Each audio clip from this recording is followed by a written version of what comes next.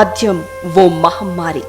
ఆలుమగలను విడదీస్తుంది, అన్నా తమ్ములను వేరు చేస్తుంది, కాపురాలను కూల్చేస్తుంది, మంచి చెడు విచక్షణను మింగేస్తుంది, నిండు జీవితాలను నాశనం చేస్తుంది, పచ్చని జీవితాల్లో చిచ్చు పెడుతుంది.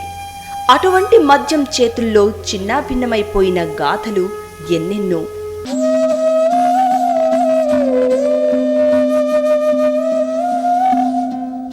కంటతడి పెట్టించే కన్నీటి కథ ఇది. హృదయాన్ని ద్రవింపజేసే దీనగాథ ఇది.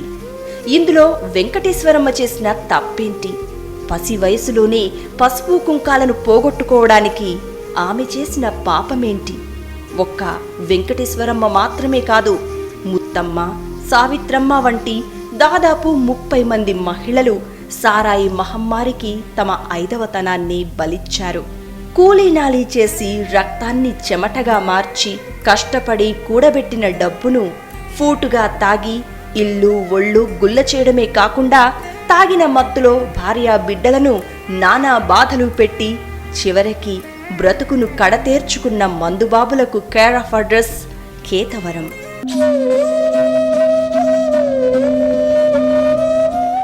మద్యం మహమ్మారికి బతుకులు బుగ్గిపాలవుతున్నప్పుడు తల్లడిల్లిన మహిళలు తట్టుకోలేకపోయారు, తిరగబడ్డారు, సారాయిపై సమరం సాగించారు. ఇంటింటికి తిరిగి తాగుడు వల్ల నష్టాలేంటో ఓపిగ్గా వివరించారు. మొండికేసిన మగవారిపై దండెత్తారు, తాగుబోతులను చావగొట్టారు, గుట్టల్లో ఉన్న సారాయి బట్టీలను కూలగొట్టారు. పొరుగురికి వెళ్లి తాగి వస్తున్న మగవారిని ఊళ్ళోకి రానివ్వకుండా ఆటో డ్రైవర్లకు వార్నింగ్ ఇచ్చారు. చివరికి యజ్ఞంలా సాగిన యుద్ధంలో విజయం సాధించారు.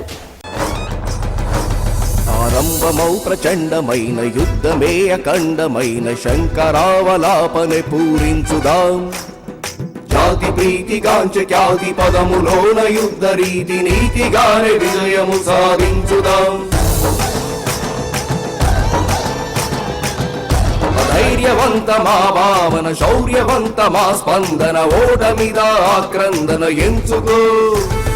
నిలువరించి ఆవేదన దీక్షభూని జై సాధన, ప్రతిఘటించి బలహీనత వదులుకో.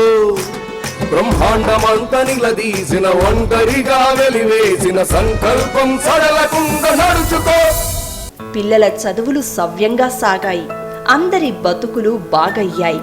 కష్టాలను కన్నీళ్లను అధిగమించి విజయ కేతనం ఎగురవేసిన కేతవరం వనితలు శతదా అభినందనీయులు.